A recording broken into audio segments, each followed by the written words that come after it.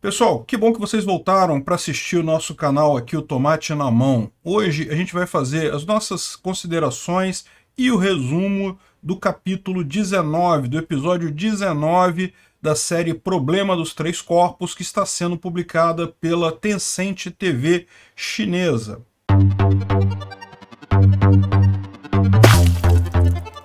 E bom, como é tradicional, a gente vai antes fazer uma recapitulação do que aconteceu até aqui, nas partes mais interessantes, né, para esse episódio específico.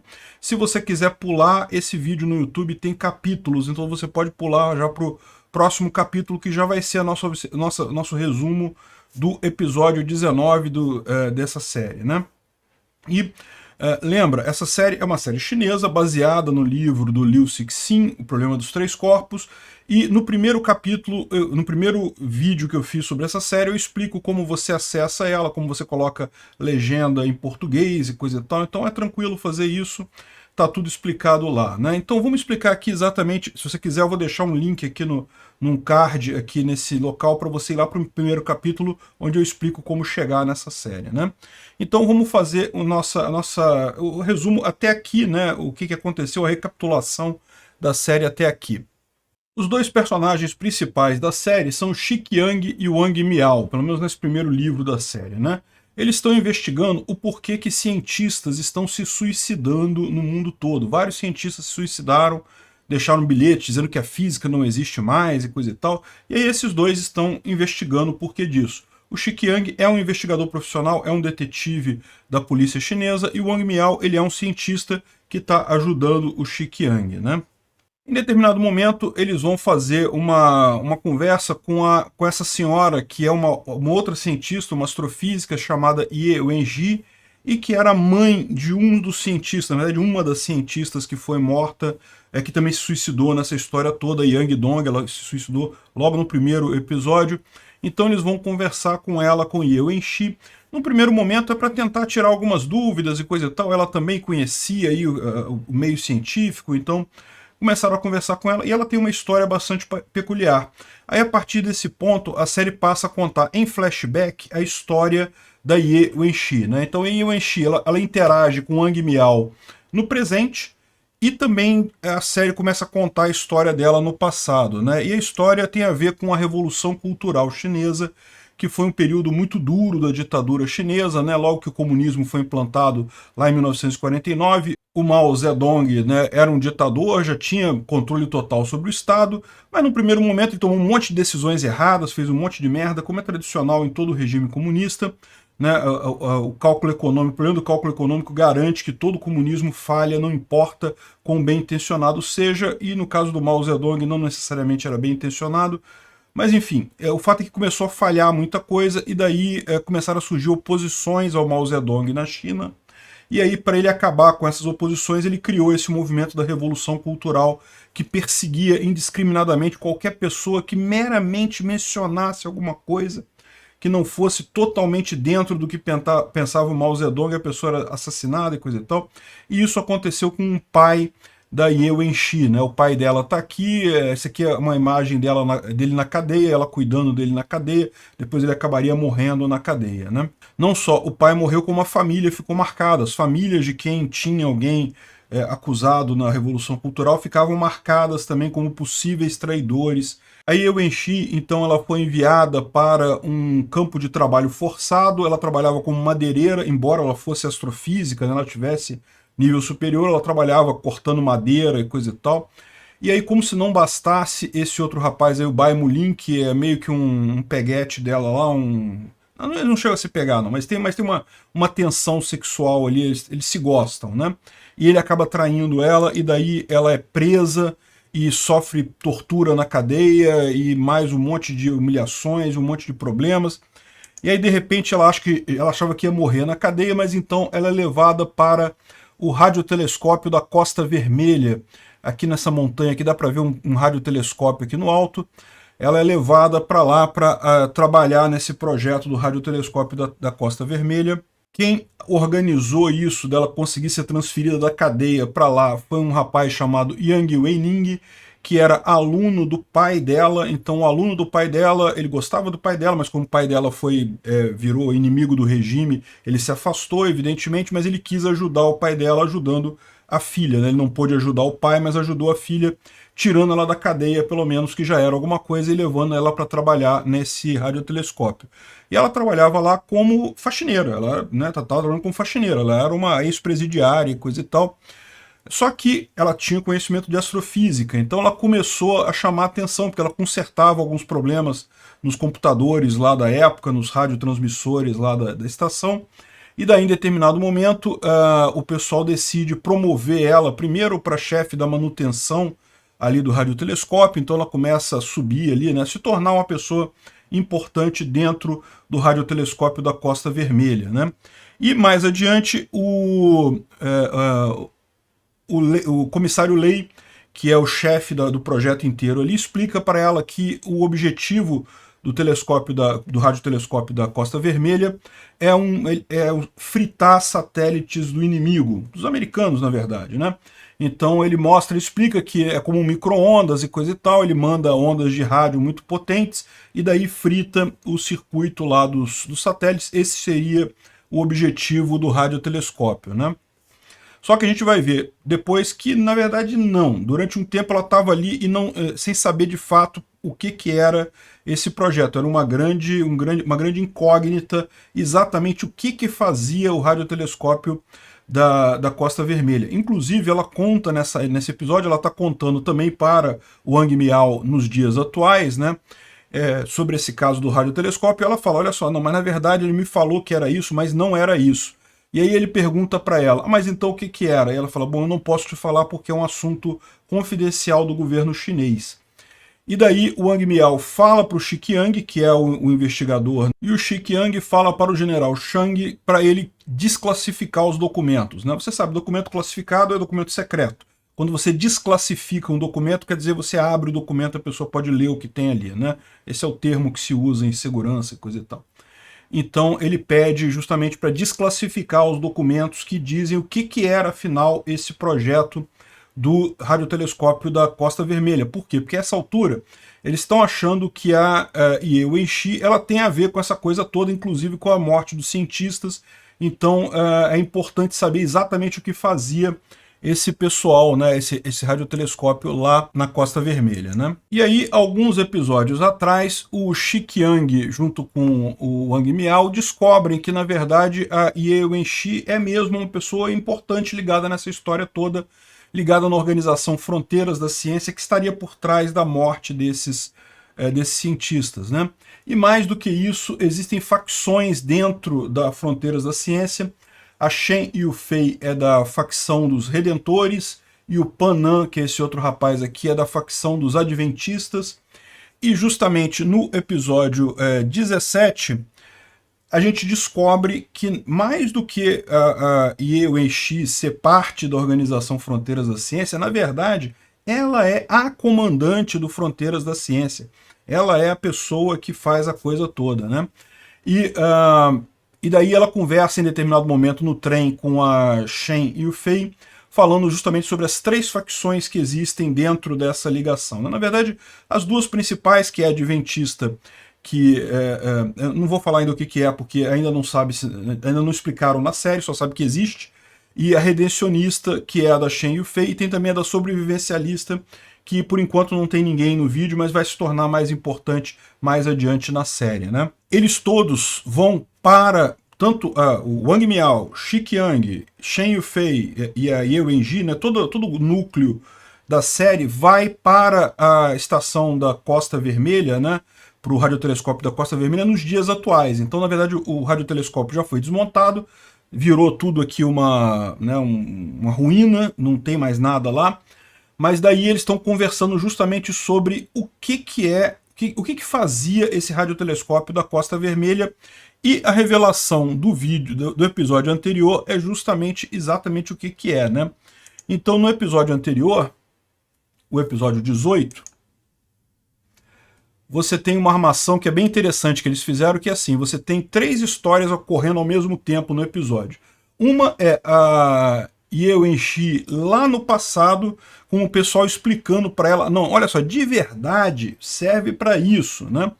E, ao mesmo tempo, ela, no mundo atual, né, no tempo atual, que, na verdade, na série é 2007, na China, né, ela contando para o Wang Miao também o que aconteceu, para que servia a Costa Vermelha, e, ao mesmo tempo, o general Shang teve acesso aos arquivos que estavam classificados como secretos, e desclassificou e está lendo os arquivos ali. Então ele também está ficando sabendo o que é a Costa Vermelha. E o radiotelescópio da Costa Vermelha era um projeto de SET, ou seja, busca por inteligência extraterrestre, né? Search for Extraterrestrial Intelligence, né? Então ele tentava buscar comunicação com algum ser fora do planeta, né? E, bem, o episódio 18, que é o último episódio, acaba com a Ye Wenxi lá nas ruínas do radiotelescópio, muito melancólica e coisa e tal, e ela diz para o Wang Miao que como é que ele foi desativado, que acabou que o exército tentou fazer isso. Aliás, o exército fazia essa busca por inteligência extraterrestre, não porque fosse uma coisa científica ou coisa e tal, mas não, o que ele queria era usar isso como uma arma, né, contra os Estados Unidos, alguma coisa assim. Se tiver contato com algum ser extraterrestre, usaria esse conhecimento num eventual conflito geopolítico na Terra, né? Mas eles não acharam nada, os americanos não acharam nada, os russos não acharam nada, ninguém conseguiu falar com ET. Então meio que perderam o interesse, o radiotelescópio era muito caro, em determinado momento eles cederam para a Universidade de Pequim usar o radiotelescópio, mas depois chegou um ponto que teve um corte de gastos e simplesmente fecharam tudo. Isso foi na década de 80, 1980, eles fecharam o radiotelescópio. E do jeito que ela fala, não encontraram nada, não acharam nada. Tentaram e é isso aí, ponto da história, né? Só que tem alguma coisa estranha, porque para pensar. Se não encontraram nada, como é que está tendo essa confusão toda em cima desse negócio, né? E a gente vai ver que realmente encontraram alguma coisa. Tem alguma coisa aí nesse episódio, no episódio 19 que a gente vai ver agora, já tem uma dica do que foi que eles encontraram. Então vamos lá para o episódio 19. O episódio 19 começa com o Wang Miao descendo lá do observatório da Costa Vermelha, encontrando com o Xiqiang, e aí os dois falando, oh, olha só o que eu descobri, né? Só que os dois descobriram a mesma coisa. O Wang Miao descobriu porque a Ye Wenxi falou para ele, e o Xiqiang descobriu porque o chefe dele, né, o general Shang, falou para ele a mesma coisa. Os dois descobriram a mesma coisa, que o radiotelescópio da Costa Vermelha era uma busca por inteligência extraterrestre, ou seja, uma tentativa de contato com outras civilizações, né? Então fica aquele negócio ali, eles decidem explorar um pouco mais, entender o que está acontecendo ali. Aí eles decidem voltar lá para as investigações dele, e aí vem uma cena que é uma cena muito aguardada por muita gente.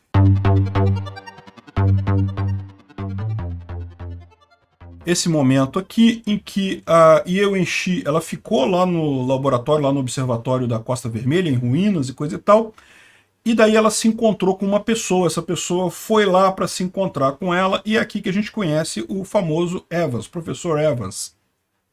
Mike Evans é o nome dele, né? E é uma figura bastante importante nos livros.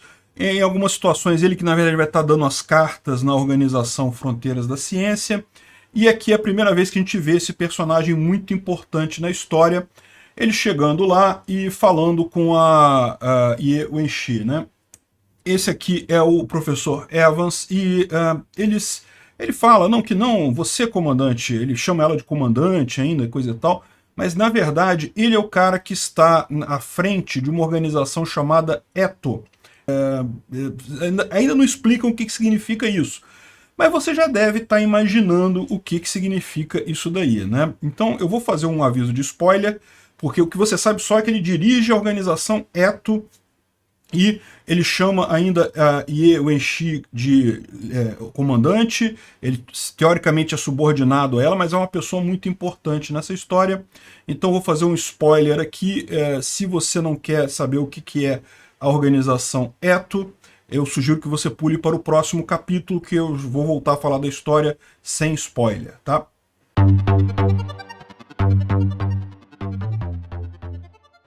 Então, ETO é Earth Trisolarian Organization, Organização Terra e Trissolares, né? Trissolares é o nome do planeta que os aliens ocupam, que estão vindo para a Terra, né? Lembra que a gente falou sobre isso nos episódios anteriores, do problema dos três corpos e coisa e tal. Tem todo o jogo lá, o nome da série é esse, né? Problema dos três corpos.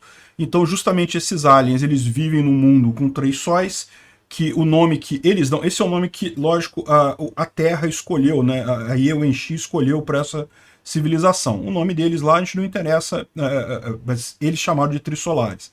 E essa civilização está vindo para a Terra, né? Está em naves andando a 1% da velocidade da luz, então vai levar 400 anos para chegar aqui, mas tá a caminho, tá vindo, né? E esse cara, o Mike Evans, ele foi a segunda pessoa que ficou sabendo da descoberta. A Iewenchi, ela conseguiu contato com o pessoal de Trissolares lá na Costa Vermelha, mas depois disso, ela não falou para ninguém da equipe lá da Costa Vermelha, mas falou para este cara, e ele que começou toda a pesquisa mais avançada, ele que organizou a tal da organização Earth Trisolarian Organization, a ETO, né, que é muito importante, e que justamente é mais ligada à facção adventista da história lá da Fronteiras da Ciência. Os adventistas, você sabe, são aqueles que acham, a gente já falou em outros spoilers antes, são aqueles que querem destruir a raça humana para deixar só os trissolares chegar aqui. Esquece isso daí, deixa a raça humana, deu errado e coisa e tal. Enfim, ele é o líder desse pessoal, né? Então ele está em segundo lugar ali na posição de comando para mostrar como os adventistas, né, que é o pessoal que quer matar a raça humana, é importante nessa história.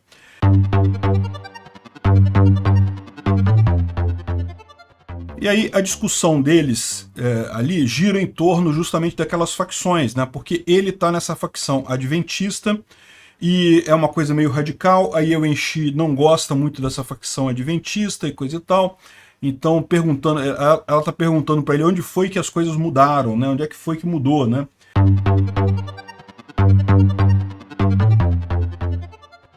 E aí eles começam a relembrar a situação da Costa Vermelha 2. O que é a Costa Vermelha 2? Né? Como a gente sabe, o radiotelescópio da Costa Vermelha acabou sendo desativado na década de 80. E aparentemente o que aconteceu é que um pouco antes disso, a Iewenchi compartilhou com ele algumas informações e ele criou uma Costa Vermelha 2, que é na verdade o mesmo radiotelescópio num navio, né? Então tem um navio aqui que é mais tranquilo deles fazerem, porque aí não tem problema de serem inspecionados por governos, não estão ligando a ninguém.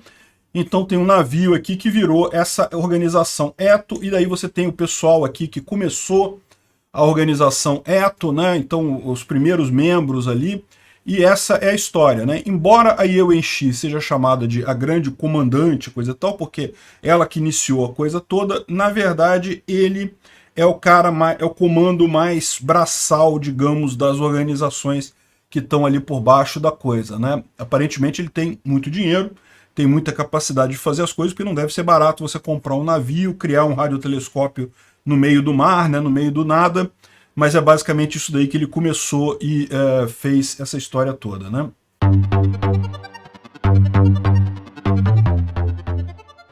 E, bom, isso aqui já não é mais tanto spoiler assim, porque você pode imaginar essa coisa toda, porque eles manteriam um outro navio, né? E ele dá umas dicas, ele fala, não, você que começou a comunicação, mas aí ela fala para ele, mas se não fosse você, a gente não conseguiria conversar com o senhor e coisa e tal. Então já dá para entender a ideia aqui, né? Que começou justamente, ela começou conversando com os aliens lá na Costa Vermelha, e depois ele continuou nessa Costa Vermelha 2, que seria um navio que continuou a comunicação lá com os aliens, né?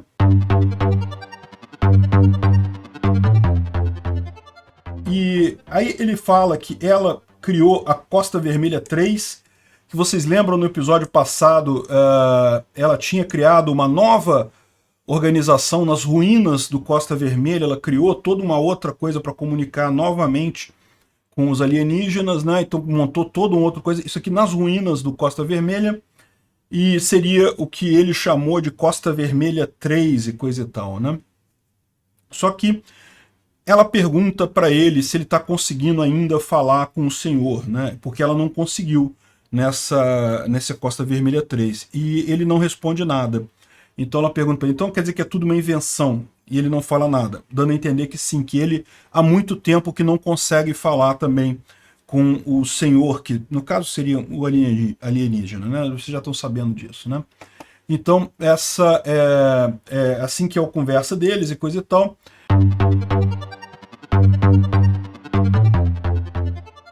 Aí eles voltam lá ao local onde eles fazem a investigação, né, a delegacia lá, o quartel-general deles lá que eles estão investigando, o Wang Miao, o Xiqiang e a Xu Bingbing, né, e a Xu Bingbing é uma auxiliar aqui do Xiqiang, e daí uma questão que eles falam vamos dar uma olhada na documentação toda que foi liberada pelo general Chang, para ver se tem alguma coisa diferente do que falou a Ye Wenxi. De repente, se tiver alguma diferença ali, a gente tira, tenta identificar o que está acontecendo afinal, né? Porque eles sabem agora que é uma busca por inteligência extraterrestre, mas até onde eles sabem não houve esse encontro, né? Não teve contato com essa inteligência. Então, continua sem resposta a questão do porquê os cientistas estão morrendo. E aí, uma pergunta que o Xiqiang faz aqui é por que era tão confidencial a coisa, né? Por que botaram confidencialidade nisso? Uma vez que estava todo mundo procurando por seres extraterrestres, os Estados Unidos estavam procurando, a Rússia estava procurando, a China estava procurando também, por que tornar isso confidencial, né?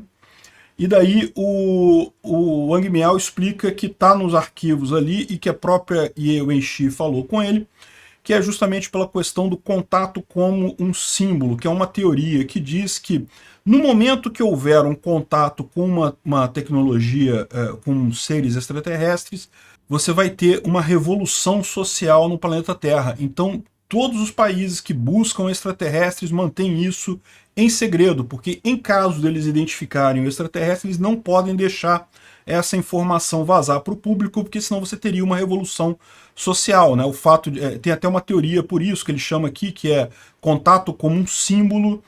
E ele fala até o nome do cientista que fez essa teoria, chamado Bill Mathers, e justamente fala isso, né? Que no momento que a população souber que tem um ser extraterrestre chegando na Terra, certamente eles vão ter uma capacidade tecnológica muito maior do que o planeta Terra.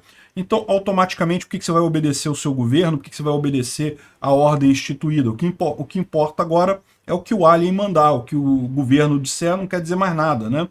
Então é muito importante manter em segredo esse tipo de coisa, porque pode haver um choque muito grande quando for divulgado que efetivamente identificamos seres extraterrestres e coisa e tal.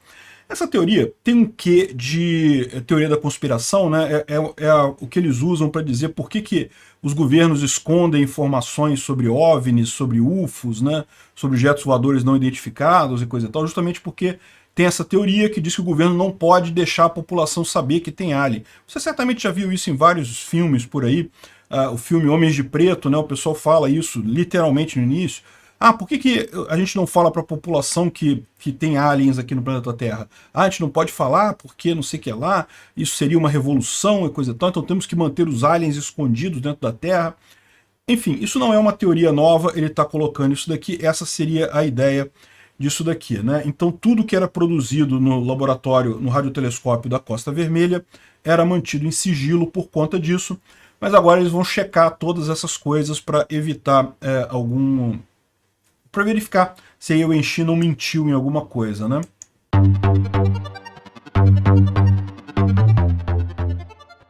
E aí, eles vendo documentos, né, eles descobrem mais duas coisas muito interessantes. Primeiro que, em 1973, a Ye Wenxi se casou com Yang Weining, né? Isso a gente já imaginava, pelo nome dele, né, que ele seria o pai da Yang Dong, que é a filha da Ye Wenxi. Então a gente já sabia que eles se casariam em algum momento e se casaram de fato em 1973, né? E aí eles descobrem que o Yang Weining e o Lei Zisheng, que era o comissário Lei lá, né? Aqueles dois personagens que estavam sempre com a Ye Wenxi lá no laboratório da Costa Vermelha lá no passado, os dois morreram no mesmo dia, em 1979. Os dois morreram no mesmo dia. E aí E pouco depois disso, a Ye Wenxi deu à luz a Yang Dong, né? Então pouco depois ela já estava grávida, então quando os dois morreram, e pouco depois ela deu à luz a filha dela. Então eles percebem, caramba, que coisa estranha, né? Tem alguma coisa estranha nessa história, como é que pode isso daí? Isso é algo que a Ye Wenxi não falou para eles, então ele até fala para o Wang Miao, pô, dá um jeito de saber o que aconteceu lá que que os dois morreram, né? Tanto e lembra, eu expliquei para vocês que o Lei Zisheng, né, o comissário Lei, e o Yang Weining e a Ye Wenxi tinham uma espécie de um triângulo ali, né, com algumas... tava na cara que o Yang Weining era ligado emocionalmente com a Ye Wenxi, né? Não é à toa que ele salvou ela lá da prisão e coisa e tal. Mas o comissário Lei também tinha uma dinâmica própria dos três ali. E os dois morreram no mesmo dia. Então tem alguma coisa estranha aí que a gente não está sabendo ainda sobre esse observatório da Costa Vermelha.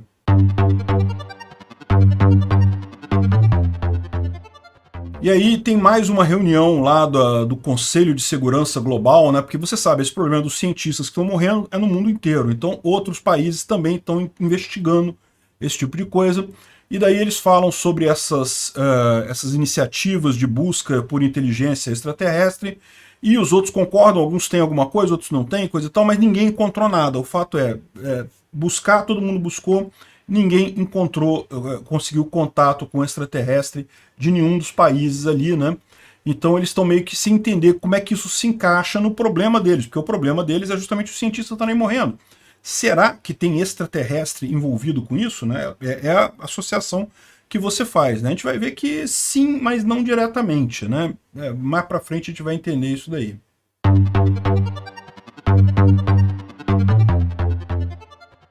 E de fato, o Wang Miao vai lá falar de novo com a Ye Wenxi, vai lá na casa dela, já está de volta lá a Pequim, né? E daí, o que ele quer saber é a questão da morte do Yang Weining e do Lei Zisheng, né? Mas ele não quer perguntar diretamente, porque seria uma coisa delicada, né? Pô, como é que foi que aconteceu isso aí, essa morte? Então ele vai para o outro lado, ele começa a falar sobre por que vocês não encontraram os planetas, não encontraram os alienígenas? E aí ele fala sobre o paradoxo de Fermi, né? O paradoxo de Fermi, vocês sabem, é justamente esse questionamento sobre por que a gente não consegue falar com os alienígenas, né?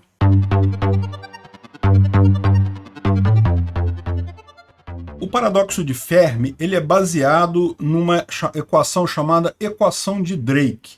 Então, para entender o paradoxo de Fermi, você tem que entender essa equação de Drake, que é essa equação aqui embaixo.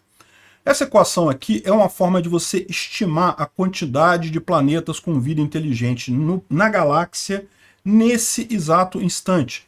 Então, na verdade, ela pega aqui o número de formação de estrelas na galáxia, a fração de estrelas que possuem planetas em órbita, o número médio de planetas em órbita de cada estrela, a fração dos planetas com potencial para vida inteligente, que desenvolvem vida inteligente e comunicação, e o tempo de vida de tal civilização. Ou seja, é lógico, esses números aqui, muitos deles, a gente não tem um valor preciso para aquele número, mas você pode botar uma faixa.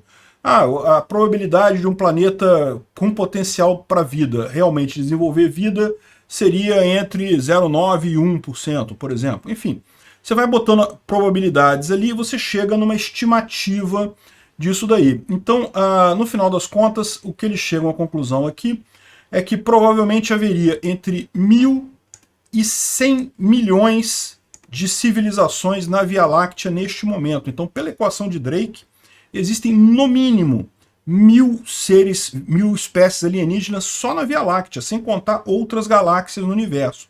1.000 é muita coisa, é muita civilização alienígena. E aí que vem a grande questão, como é que a gente não sabe dessas civilizações, como é que a gente não vê elas, não ouve nenhum sinal de rádio?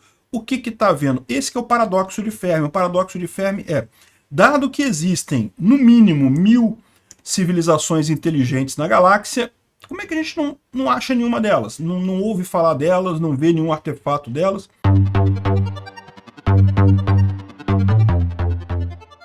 E bem, existem várias explicações para o paradoxo de Fermi, né? Tem várias explicações e eles já dão algumas dicas aqui. E eu já adianto para você que uma das dicas que eles falam aqui vai se tornar muito importante mais adiante no livro, né? não vou dizer qual que é. Mas basicamente eles conversam justamente sobre esse paradoxo de Fermi e qual a visão da Ye Wenxi. Por que ela acha que a gente não consegue contato com alienígenas, né?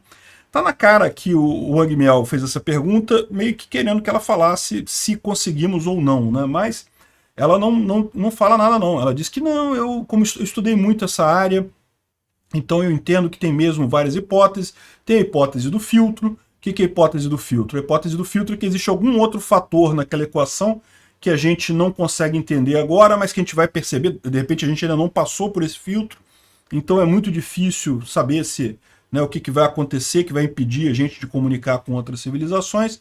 Pode ser um filtro passado, pode ser alguma coisa que aconteceu na nossa história e que só aconteceu aqui na Terra, que é um evento miraculoso, então não tem vida em nenhum outro planeta, vida inteligente. Alguns dizem que pode ser o grande filtro, pode estar no passado, pode ser, por exemplo, a criação da célula eucariota, né? A célula eucariota, vocês sabem, é as células que a gente é feito delas, né? E basicamente elas possuem, na verdade, é como se fosse uma grande célula que comeu algumas outras células pequenas e passaram a viver em harmonia, né? A mitocôndria é como se fosse um procariota dentro da célula eucariota.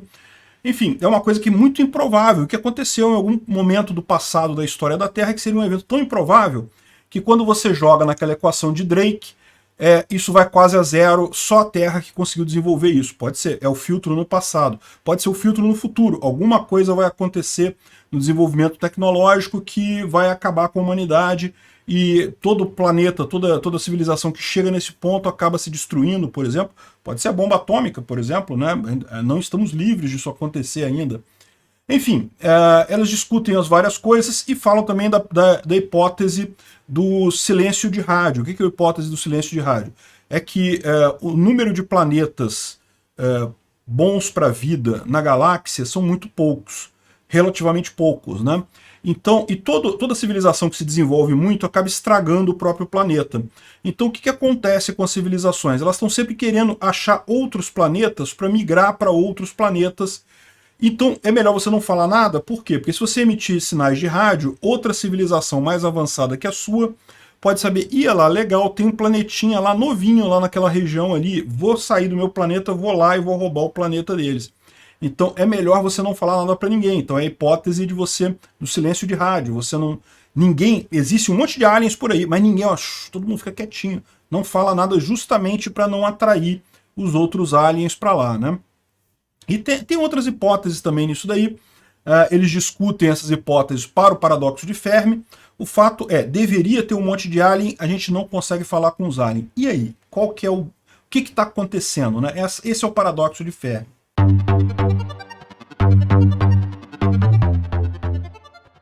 E aí o Wang Miao vai contar essa conversa dele com a Ye Wenxi para o Xiqiang, e o Xiqiang fica desconfiado. Ele fala, não, olha só, ela falou dessas teorias todas do paradoxo de Fermi, mas não disse qual que ela acredita. Isso é muito estranho, porque isso daí, ela estava evitando a sua pergunta, ela evitou responder a sua pergunta. Ela sabe mais sobre esse assunto do que você tá imaginando. Não é normal, né, fugir da pergunta assim.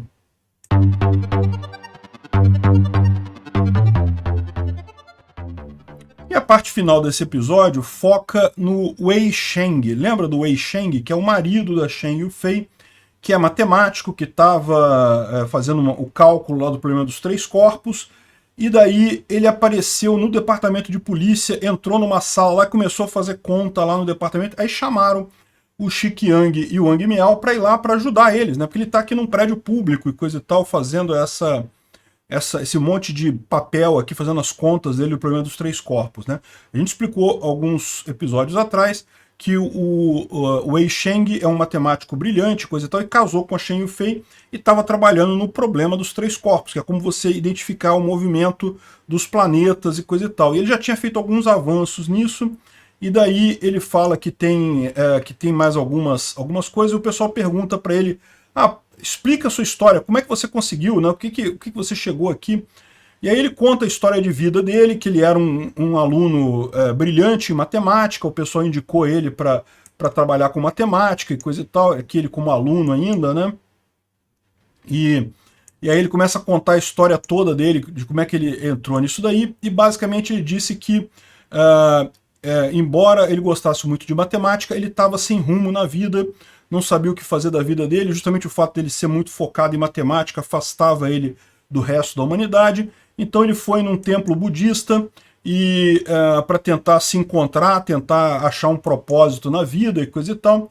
E aí ele conheceu esse professor Han, que é um professor que tem... Ele já apareceu lá, ele é do Fronteiras da Ciência também, né? E ele é um monge budista. E foi ele que... ou melhor, ele não é um monge budista, ele tá estudando para se tornar um monge budista. Ele era um astrofísico também, ele também trabalhava com física, um cientista, e ele começou a trabalhar nesse monastério budista como um aprendiz, né, da coisa, né? E aí ele que começa a conversar com o Wen Shang, justamente indicando como é que ele faz para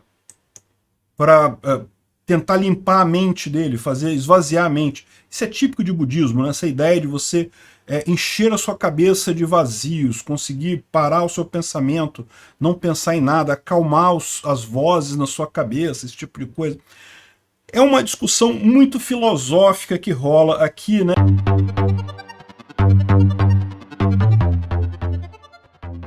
Eles até entram num conceito que é muito usado, inclusive pelo pessoal anarcocapitalista, né, o pessoal libertário, que é o conceito de ontologia, o conceito ontológico, né? Afinal, o que define uma coisa? Então, por exemplo, ele pega um rádio e começa a tirar os pedaços do rádio e pergunta pro Wei Sheng, né? Isso aqui é um rádio? Não, isso aí é um alto-falante. Isso aqui é um rádio? Não, isso daí é uma placa de transistor.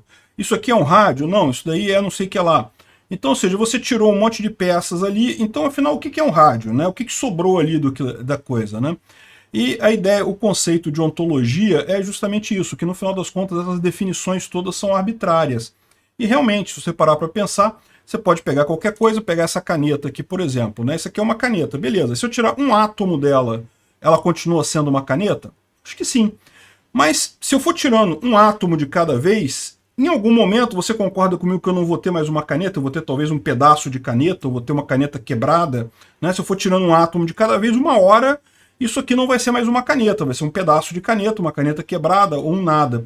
Exatamente quantos átomos eu preciso tirar disso daqui para isso aqui deixar de ser uma caneta? Repara, sempre vai ter uma fronteira arbitrária a ser travada quando você define alguma coisa, né? Então ele faz uma série de colocações físicas, metafísicas, muito legal a discussão, muito bacana. Inclusive o Wei Sheng, ele acaba entrando em meditação.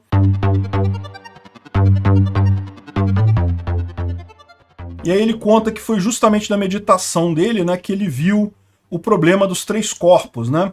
Então ele viu ali um corpo vindo a ele, e depois um corpo saiu de dentro da cabeça dele, e aí ele tinha dois corpos circulando um em torno do outro, né? Você sabe onde é que a gente vai chegar? A gente vai chegar no problema dos três corpos, né? Evidentemente. E mais adiante ele viu surgir um outro corpo, e aí ele percebeu o problema, que a coisa ficava muito mais complexa, com dois corpos é simples. Eles usaram isso daqui para justamente explicar a parte da física, que eu já falei para vocês em outros episódios, né, que não deixa de ser um certo spoiler, mas enfim, estava muito claro. O nome da série é Problema dos Três Corpos, né? E o fato é, existe mesmo um problema físico chamado Problema dos Três Corpos, que é praticamente impossível, ou alguns diriam totalmente impossível, você calcular a trajetória de três corpos, pela lei da gravidade do Newton mesmo, né? Você consegue calcular dois corpos de massa mais ou menos equivalente, você consegue fazer o cálculo da rota dos dois, muito estável, sem problema nenhum. Você consegue calcular a situação em que você tem um corpo muito massivo e vários corpos menorzinhos em torno dele, que é o caso dos planetas e do Sol aqui no Sistema Solar, então isso também é tranquilo, bastante estável e coisa e tal. Mas se você tem três grandes corpos com massa mais ou menos equivalente, a coisa dá chabu, fica totalmente imprevisível, fica caótico. Mais do que ser impossível uma solução analítica, uma solução analítica quando você consegue derivar uma fórmula, né? Você calcula uma fórmula para resolver aquele problema. Mas nem mesmo uma solução numérica você consegue. O que é uma solução numérica? É quando você não consegue calcular uma fórmula, mas você consegue fazer uma integração no computador ali e calcular a trajetória da coisa, né?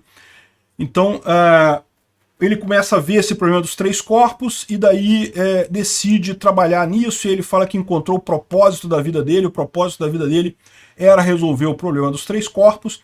Agora, repara, né? Ele estava num monastério budista, junto com um professor que é ligado à Organização Fronteiras da Ciência, que tem ligação com os Trisolares, né? Então, ou seja, a gente já sabe que, de alguma forma, ele foi influenciado a isso, a buscar essa solução do problema dos 3 corpos, né?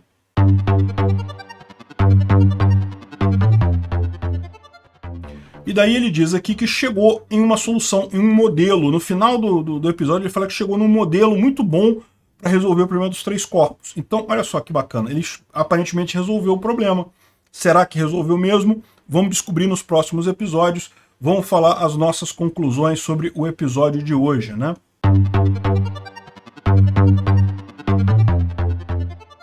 É bem interessante o episódio, principalmente pela apresentação aqui do Mike Evans, que é um personagem que vai fazer muita diferença nessa história.